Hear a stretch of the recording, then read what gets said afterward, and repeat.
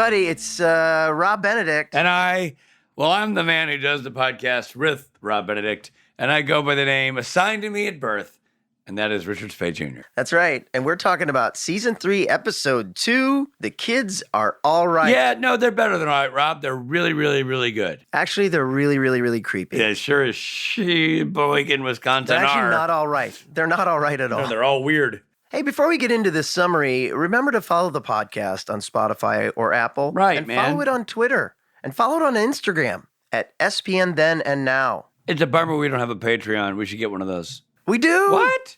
We've got a Patreon. Go to patreon.com/SPN Then and Now. Well, are we putting up Join clips of the show? Yeah, join up. You can be a member of our fan club. Oh my gosh. Consider it like that way. Okay, I'll do it. By the way, we were looking at the data, I say tomato, on Apple, and most of you aren't listening to the very end. All of our bloopers are at the end of the show after the credits, and some say, and when I mean some, I mean me and Rich, say it's the best part of the podcast. That's a very Trump thing to say. You know, people are saying everyone's closing saying, credits. Everyone's saying the closing Everybody's credits. saying. I like the fact that you're looking at the data on Apple, you nerd. People are saying it's better than Lincoln's. Better than Washington by NFTs. Washington's bloopers. But yeah, it's super fun. You get to see all of our mess ups. It's at the very end of the show. So listen all the way to the Basically, end. it's all innuendo and me laughing. That's right.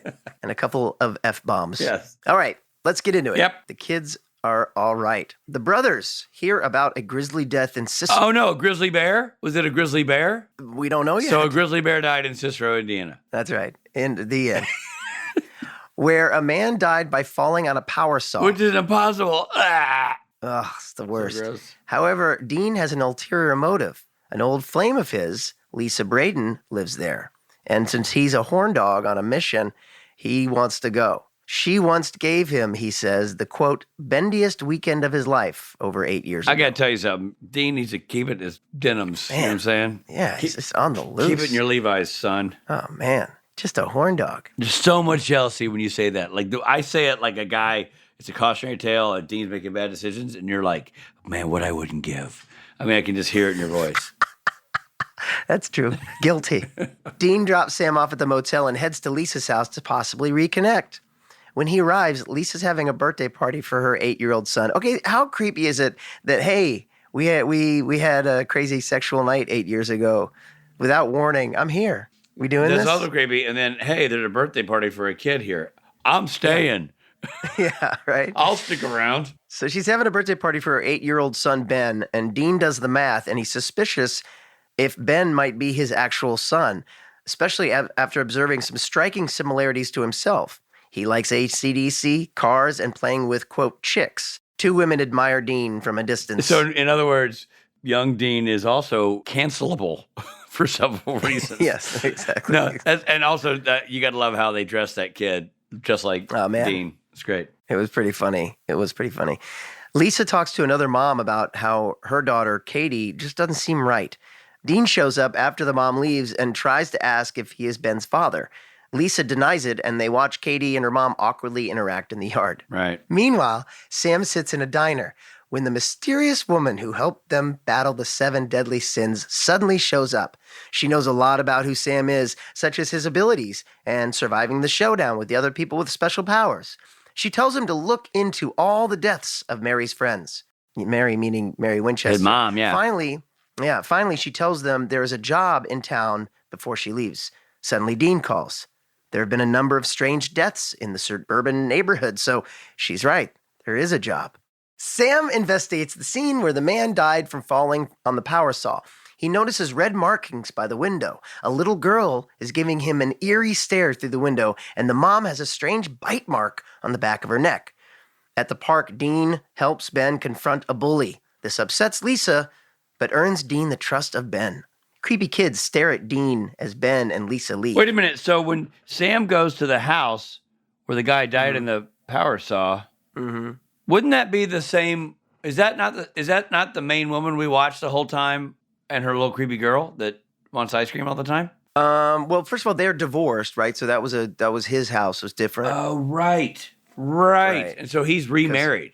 I guess so. With a different daughter. I'm confused. I'm confused, but I know that they're divorced because at the beginning he he drops her Right, off. right, And right. she's No, like, he's I don't want to divorced. stay at Daddy's. But there's another little girl. So was he fooling around on his wife and had another kid at the exact same time? Because that little girl Or was the that a same different? age. I think that was it. No, that was a different thing. That's a different family, right? Yeah, Sam goes to investigate the scene where something else happened, like someone fell off a ladder and That's died. what it Someone was. else died. He was changing a light bulb and Yeah, he's changing a light bulb inside the house and gets flung out the window or something weird like that. yeah.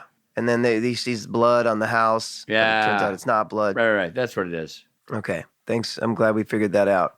Katie's still creeping her mom out to the point where the mom is locked in the bathroom and Katie is rattling the door. Violently, I might add, not your normal kid rattling of a door. Right, it's terrifying. Earlier, the mom caught Katie's reflection and saw her with matted, wet skin and distorted features. Yeah. The mom tells Katie she's going to take her for ice cream, but instead straps her down to the car and pushes the car into a lake. She returns home upset, and guess what? Katie's sitting at the counter. That's a horrific sequence, by the way. Horrific. Horrific. Dean meets Sam back at the motel. Sam believes he's figured it out. A changeling has infested the town, killing the fathers and feeding on the mothers.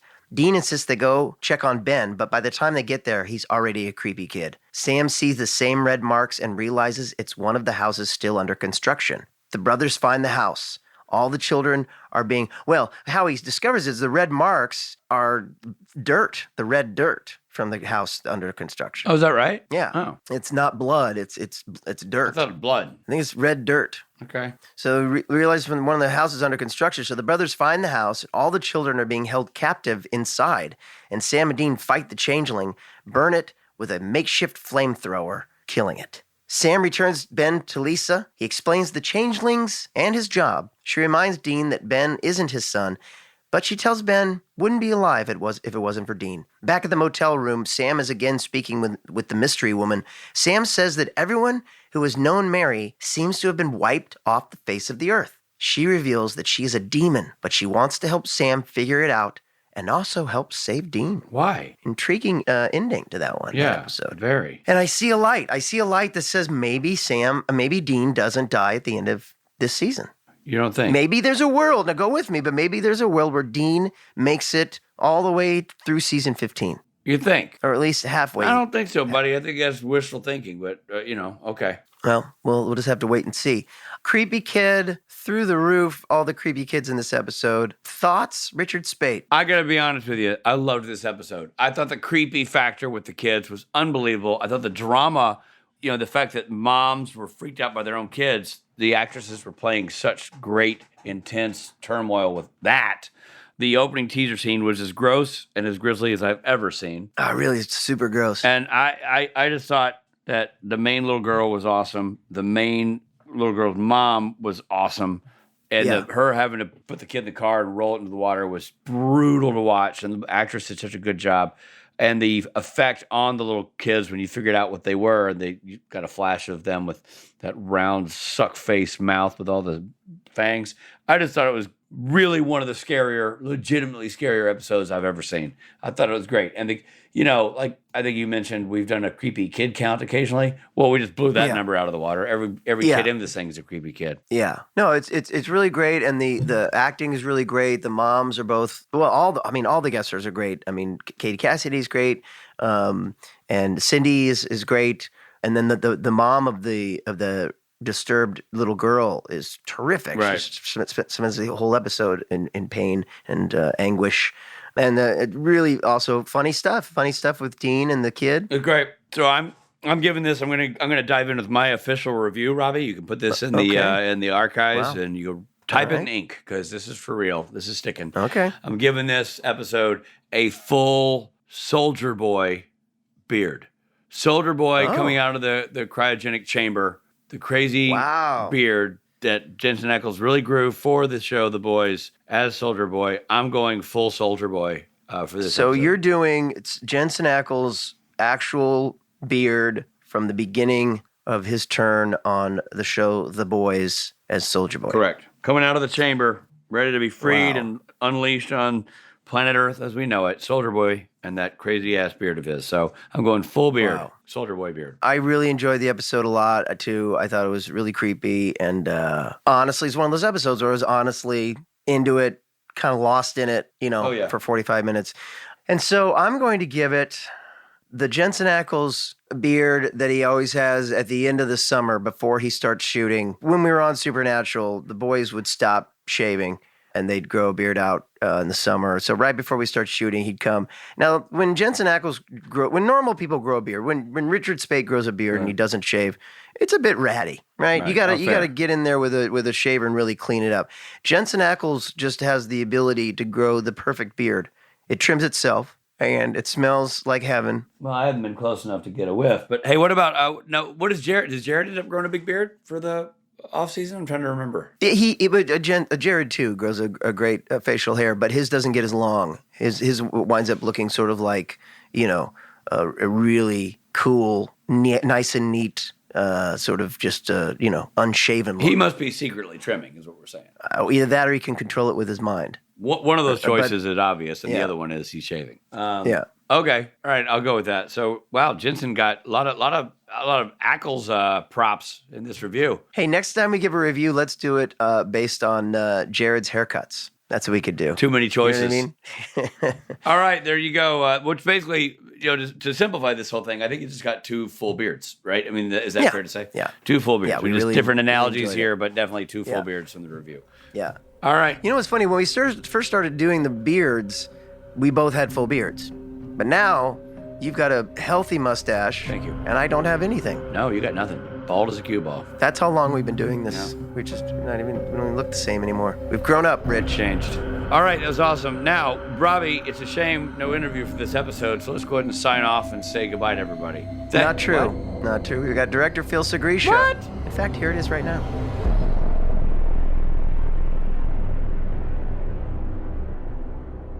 We're so delighted to have back with us Phil Sgriccia, who directed 45 episodes of Supernatural. You can see his most recent work on The Boys, as well as the upcoming show Gen V, The Boys spinoff. But right now, we're here to talk about another classic Sgriccia episode, Season 3, Episode 2, The Kids Are All Right.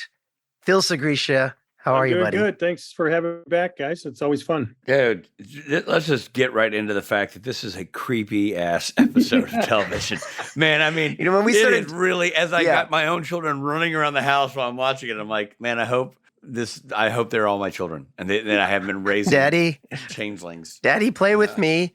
Daddy, I love you, Daddy. God, it's so creepy. Well, we used to do a creepy kid count for this episode when we started doing this podcast. This is it's like off the charts. So I have a question. Right? Just out of the gate, I want to talk to you about that because this show relies on you having good creepy kids. Yeah, especially the little girl. But like, how was the casting process for that? Because it's not just her. Obviously, she's the big one. But you have little Dean has to be good at it. You have like neighborhood kids who are kind of standing around being good at it. Like, how did that go about? A, finding them, and B, then how do you direct that? Well, I mean, Heike is our casting director, and she always brought an A game. And there was a small group of small people, that were actually very talented. I had the good fortune to be in the rotation for this. Nicholas, who plays Ben, was wonderful. And, Margot, I think it was the little girl. They just brought it to the table. It was super easy in some ways. And you get so fortunate with casting that if you get somebody that isn't going to help, then you've got your problems and you've got your work cut out for you. But these two, especially, and the other kids were good too. I mean, they didn't have any lines, but it didn't matter. They were standing there. They were creepy as hell. Like Cindy Sampson opens the door, and there's those three kids are standing there, and I'm like, good Lord. I definitely feel like those kids have been to my house for play dates, by the way, just for the record. Yep. But the main little girl, is it Margot? Is that actress's name? Margot, yeah. Okay. She's so good. And the woman who plays her mom is so good. Kathleen Monroe, Kathleen Monroe, she's so good. I mean, again, if you get your casting right, your work as a director is simplified because you let them kind of run, not wild, but you let them do their thing. Kathleen was wonderful. I mean, it was so hard I rewatched it and I was like, oh yeah, that's right. She was in this kind of pain all the time, Dude. The whole episode. The worst death. Okay, at this point, it's episode 1 or episode 2 of season 3. By far the most grisly death I've seen in any supernatural episode. Yeah. By far. Death It's by the first table one saw. where I was like, no, oh no. And as soon as the saw turned on, like, ugh, I'm like, that's not gonna go well. And then, you just picture Johnny Cash's older brother. But then, like, you immediately, then when it goes on, I'm dead serious. I turn it on. I'm watching it. That sequence happens. The guy ends up on the saw in the most grisly, gross on his back death ever. And I'm literally saying to myself, or out loud, I don't remember, what half animal, what monster directed this and would do this to me? Because this is uncalled for. And of course, your name then pops up. Of course, it's Phil. Of course. That table saw scene was one of the most fun. I got to say, the best part of it was the sound effects in the mix stage when the saw gets stuck. Oh God. Oh God.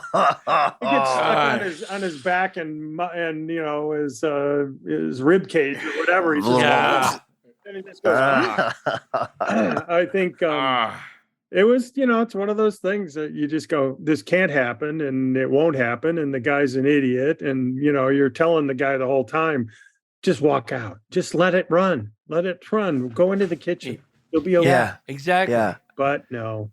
So did the prosthetics department come in and help craft that vision? Yeah, the back part, the one where you see the back hit the blade. Yeah.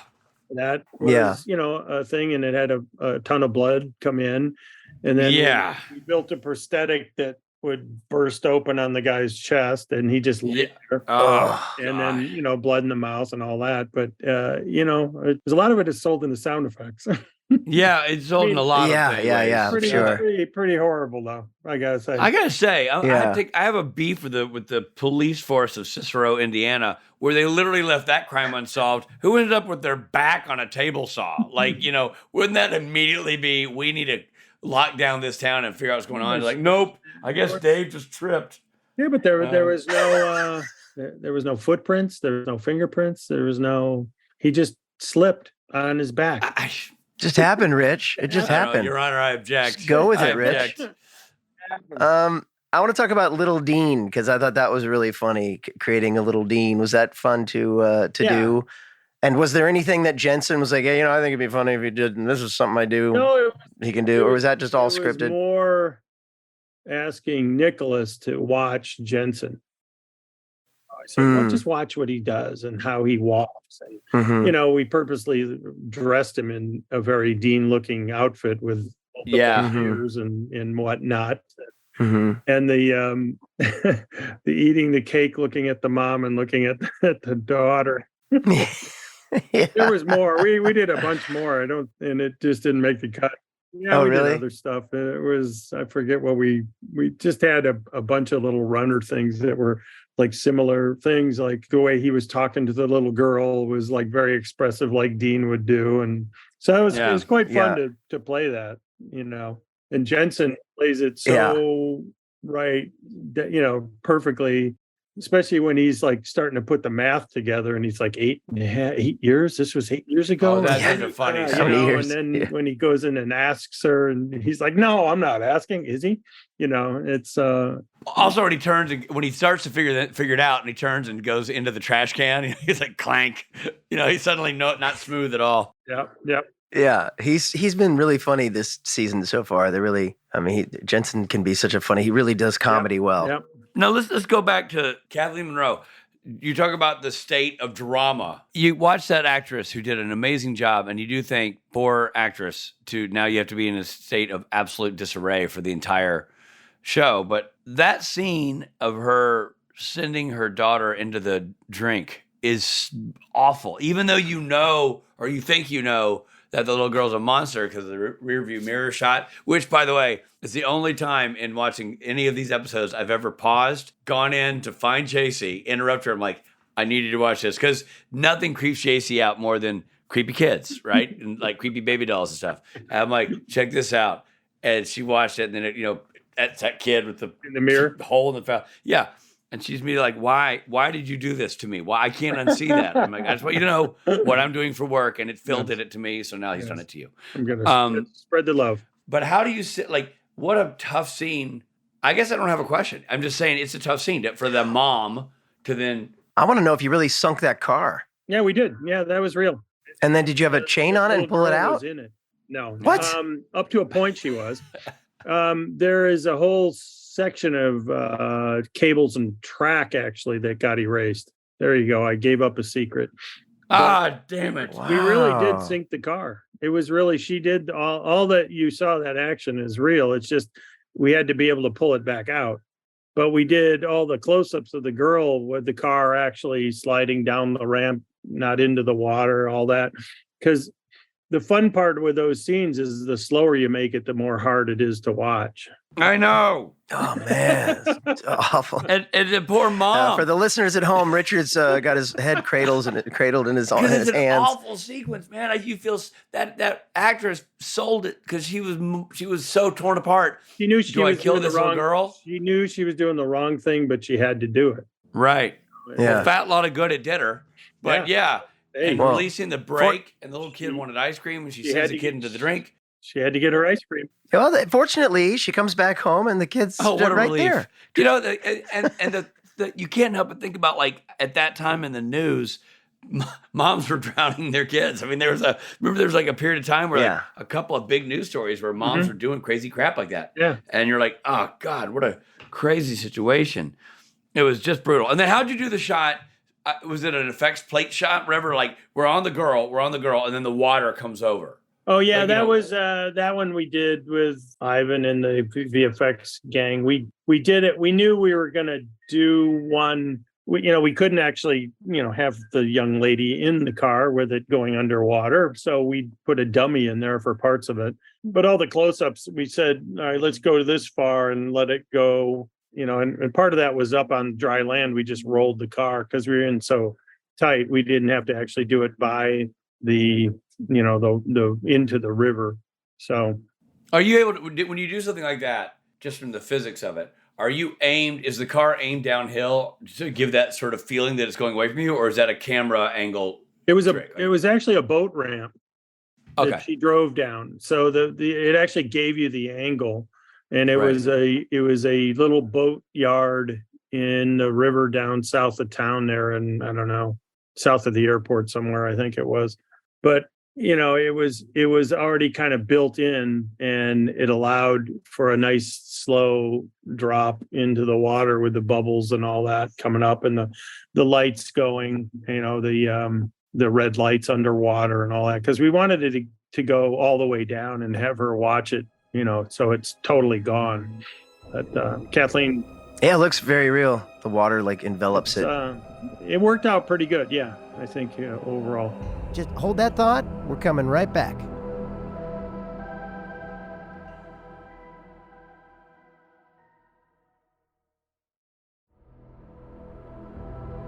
Thank you for supporting Supernatural Then and Now. And now, back to the show.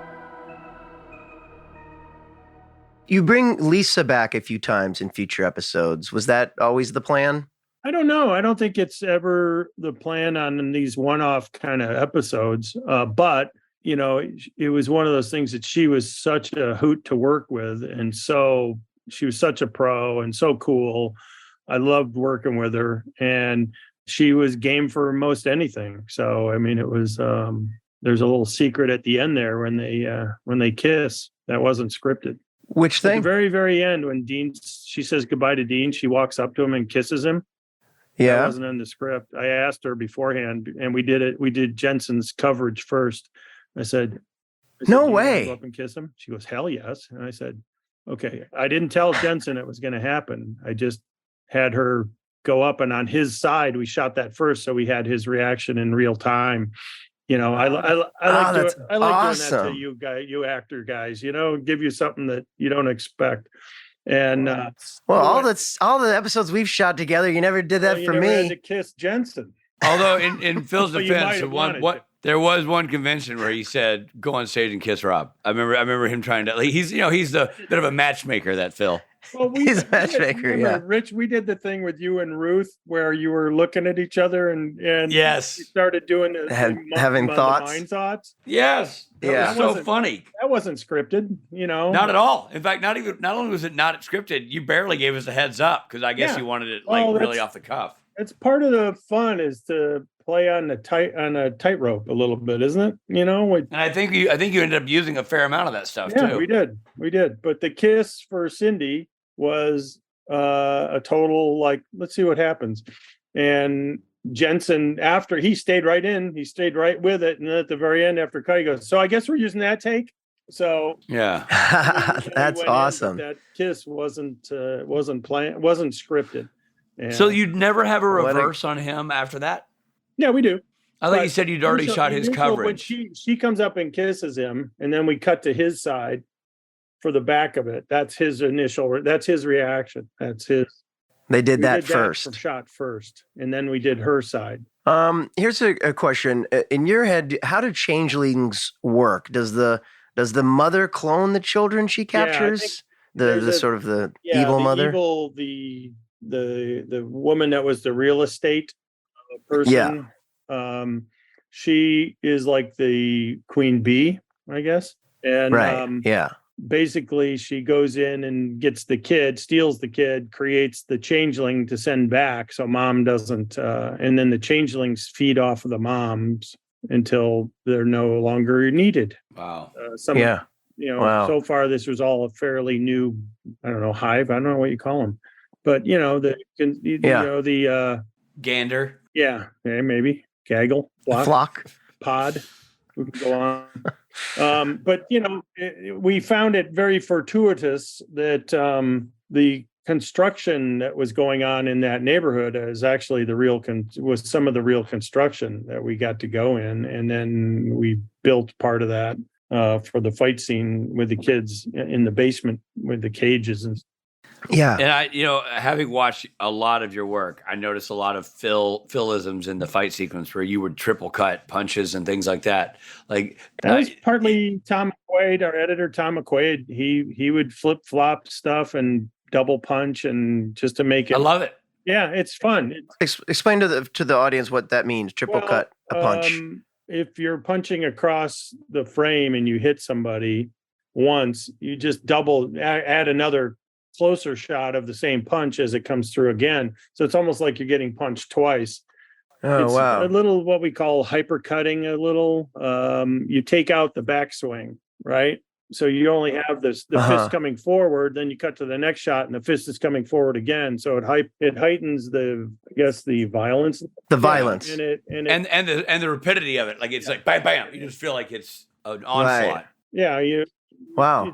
It's a series of jump cuts is what it is. So nothing continuity wise matches. It's just it's going in for the exclamation points of the fight instead of the dance of it. As far as I'm concerned, that's a pure Philism because interesting. A lot of that was Tom. He did great work for us. You talked a lot about that when I was shadowing you, like about how to make how to shoot impact shots, like get the momentum before and after, and then 3 in a row, like boom, bam, bam, have them do it multiple times for that very reason, right? The option. It's all about momentum. Yeah. Interesting. Okay, so we get a little more of Ruby, the woman stalking. Do we Sam know her name is Ruby at this episode. time in the show? We don't, right? No, we don't.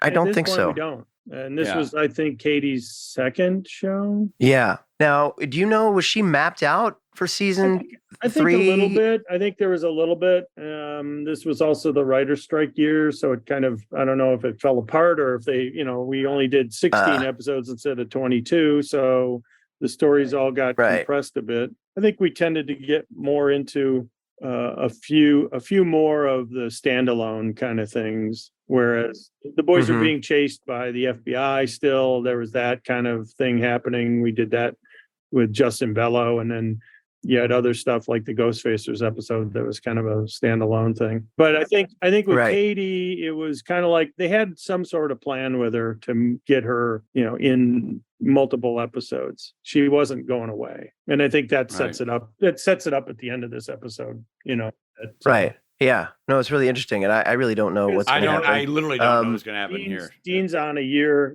He's got a year to live. He's got a year to live. I know. No, we know right. the series ends after We have a season 3. To kill him. Yeah. This won't be the first time we bring this up, but you mentioned the writer's strike. During the filming of this season, the writers went on strike, and so it's a truncated season. At that time, I mean, I remember the writer's strike very well because everything shut down. Did you feel it coming? Were you aware this was going to be a short season? I mean, strikes happen. It's not good for anybody. The strikes, when they do happen, if they go out for a certain amount of time, you'll never make back the money you're losing. So, and I'm in 2 guilds myself. So I understand it, but I never see it as the way to go, because you're going to have to talk to the other side at some point anyway. In order to come back to work, you have to agree to something. So it's a matter of how much, muscle you have, or how much gumption. That's a word, gumption. So, but in my head, we knew there was, and I'm not in the writer's room that much. I get kicked out a lot. But as I recall, I think there was kind of apprehension, that this might happen, but this was early on. We did go, later. I know Ben Edlund had the Ghostfacers episode ready to go, but then they went out on strike. And so that got pushed to after the strike. Oh, I see. So the strike happened in the middle of filming, and then you came back and finished episode, whatever, Justin Bellow, that Sarah Gamble wrote. And it was supposed to be a bottle show where they're all stuck in a police station. I think it was Colorado, maybe not. Anyway, but a bunch of demons surround it, and it becomes they have to defend themselves within the confines of a jail. So that was the last one we shot, and then we took off for a beat. And then when we came back, the Ghostfacers one, and I volunteered myself into that one. And that was the first one we shot after the writer's strike. Interesting. Okay. For some reason, I thought that the series just stopped, and then the writer's strike happened. That was the end of season 3. No, we came back and we did, I think, whatever. I'd have to look at which number the Justin Bellow was, but that's the one where we finished and then the strike happened. And then when we came back, the Ghostfacers came back, because I did 2 in a row. Within the season, which never. And how long was the writer's strike? Like 2 months? At least. Seems like it happened partly over the holidays and the New Year, because we came back. I think we shot Ghostfacers after the New Year, as I recall. Hey, I have one more. I got to circle back to one more thing in the show before our time is up. When you were time never has to be up, Rich. Come on. Thank you, Phil. See it, Rob? We can go on forever. The effect on the kids, like when mom sees the creepy kid in the rearview mirror with that brown fanged face, is that makeup? No, that was all visual effects. We talked about because part of their face changes, and then they get that weird mouth with all the teeth, because we needed to match the kind of the suction cup mark on the back of mom's necks. There was mom's, Kathleen's, and the other young lady we saw as the mom that Jared goes and sees as the insurance adjuster. But yeah, we tried to find that, and we, and again, in Kripke's land, it's only show it if it's good, and so we never quite stayed with anything too long. It was always that's made it creepier, man. Yeah, exactly. I mean, it's let your imagination run with it. So we just kept it, short and sweet, or ugly, as we. Well, that was an amazing effect. I mean, like even a little girl moving towards mommy and her face morphing into that sucker face was scary, but the most horrific version was, the reflection of Ben in the mirror, in the tabletop, and then little girl in the mirror, like just horrific. And then the real estate agent in the glass, like just a horrific effect. Just, it's unsuitable for television. Let this interview serve as an official complaint. This is not okay. Are you saying that you sleep with your eyes open now in case your kids? I will now, Phil. Hey, Dad, what? I have a question. What? Get out. Go away. Get away from the mirror. Get away from the mirror. Well, it's an interesting thing because it wasn't like they were like, where are you going, Dad? It was that it was blanketed in "I love you." It was like super needy child was what That's it the was. only way you know I what know mean? that it's not happening to my house because my kids are not pretending to give a shit right now. Nobody's saying, "Dad, I want to hang out." Dad, That's not a. Dad, you got $20? I need $20. That's exactly while walking away. That's Dad, I have when plans. you do that. When I'll you be do back that later. scary episode, then it'll really hit home. Yeah. It's just a fantastic episode, Phil. Everything you do on this show is, I mean, you're so flipping good that it makes me want to quit the business. I love watching your stuff. It's so good. Come on. Truly though, like because you never you're the maestro, you never throw man. it away. You're so good, and this. You never throw it away. You put everything into every episode you do, every shot you do, every scene that goes on, and You're you just can tell. so clever. It's and, great. And it's this season starts with Kim Anderson and you, and it's a powerful combo of outstanding directing. So, man, just great episode. You just raised the bar on creepy as hell kids. Well, good. Then my work is done. Or is it? Or is it?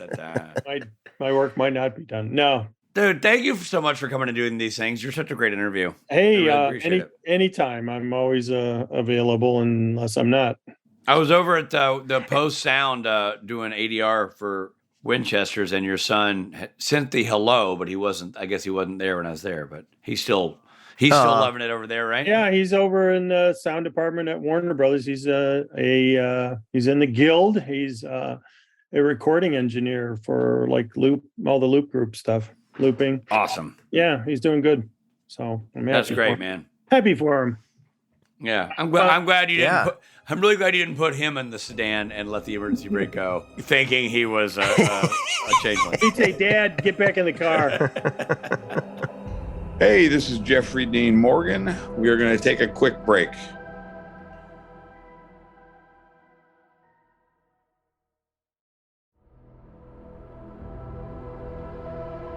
Hey, it's Jeffrey D. Morgan again. Welcome back to the podcast. I'm going to go ahead and say it before you that I actually thought that was a great interview. Well, counterpoint, Robert. I thought it was a train wreck. No, I always love having Phil because he's just a wealth of information. Super fun, super funny. Unbelievable grip on the details of something he shot 18 years ago. I mean, he's like, I'm like, the guy who walked across the street and said that one line. You mean Carlos? Yeah, he was great. Like, yeah. He remembers No, everybody. he remembers everything. And what's great is like I was up in Toronto working and Phil and I went out to dinner a few times and he tells these stories just when you're hanging out with him. You know what I mean? You'll be like, tell the story. He's like, I remember one time we did. It's great stories. Yeah. So we're looking forward to having him back to find out more because he directed a couple of great episodes for this season that I haven't seen yet. Right. Let's get into a section of the show that I'd like to call mythology. Mythology. Changelings. Changelings come from mostly European folklore. Typically, they are babies or small children switched out with fairies or demons. The human children are taken back to the fairy world to work or feed upon, or to hell as a tithe. Wait a minute. Hold on.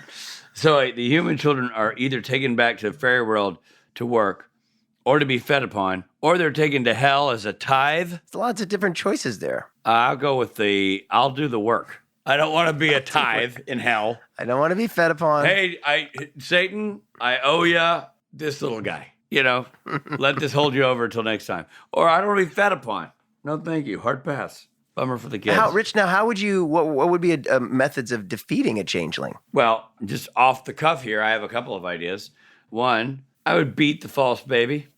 The false baby. Senseless. I'm sorry. We're just checking my records here. Did you just say beat the false baby? I'd beat the false baby. Okay. Obviously, I'd beat the false baby. I'd beat the baby that wasn't a real baby. The kid that was pretending to be the kid that had been taken over by the fairy, the demon. Beat the snot out of that little twit. Right.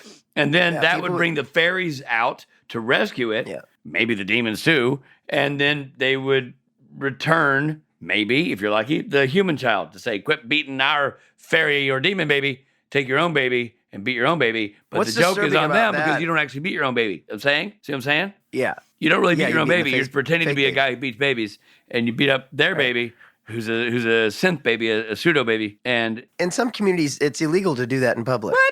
What quote unquote land of laws are you referring to?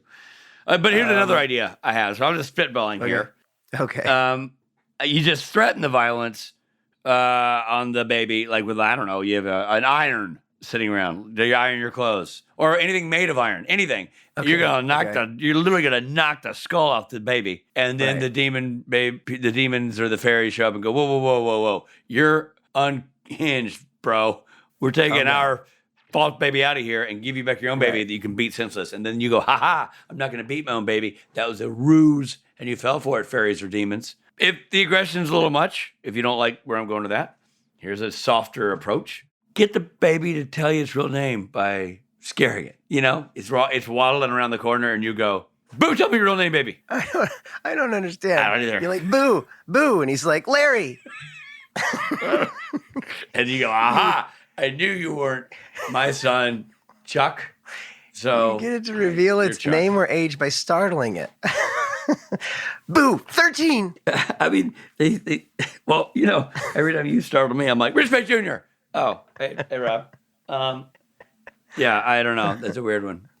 Anyway, I got a lot. Also, if you don't want to be like rude to a lady, but you want to see how old she is, you could just go boo, and maybe it should be like 37. She'll shout out her age. That is not even. Yeah, it says. Oh, it does Gets say to it might reveal its name or age by startling it. Why does its age help us? Oh, you can go, aha, you're not 3. You're Sure. actually 19. Right. You lying fairy demon baby. Yeah. But at that Boo. point, once the I know I appreciate the least aggressive approach here, but once you now know the changeling's name and real age, that doesn't give you your baby back. Now you just go, well, now I've got a baby that looks like my baby, but this baby's actually 27 and named Enrique. So what do I do with Get this? baby back. Yeah. Oh my gosh. All right. Well, it's time. Now that's over, and it's time for. Those were pretty fun, but we're going to get even more fun going on Even here. more fun. Fun facts.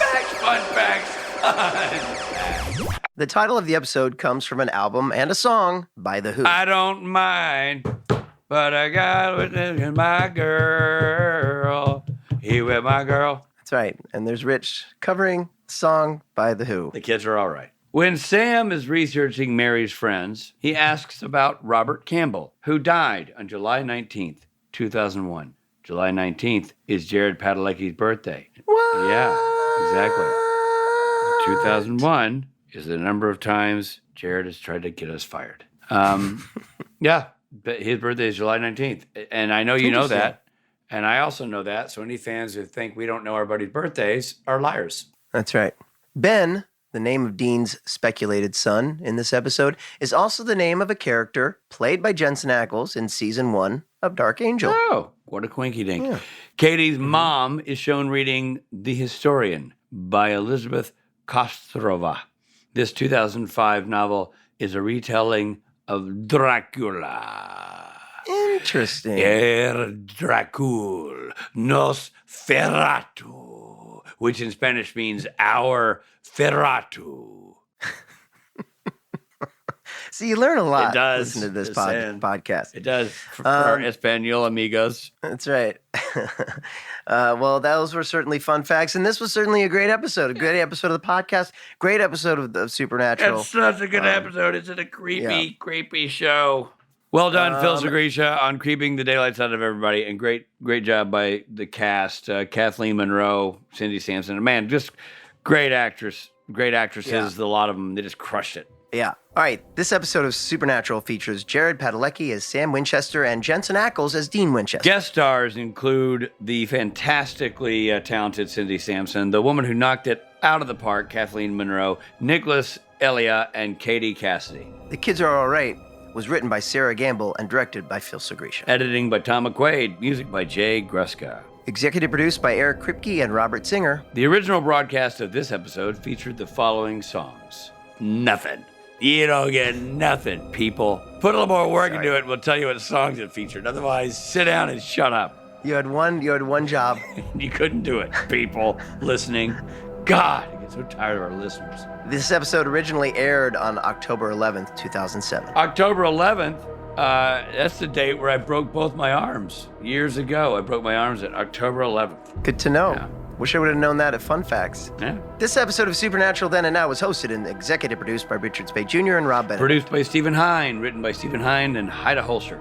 and edited and associate produced by Trey Booth. What's up, buddy? Music provided by Tim Wynn. This episode was recorded with the help of Sonic Fuels Studios. This podcast is from Story Mill Media. Follow the podcast on Instagram and Twitter, won't you? At SPN Then and Now. And become a member of the podcast at www.patreon.com/SPN Then and Now.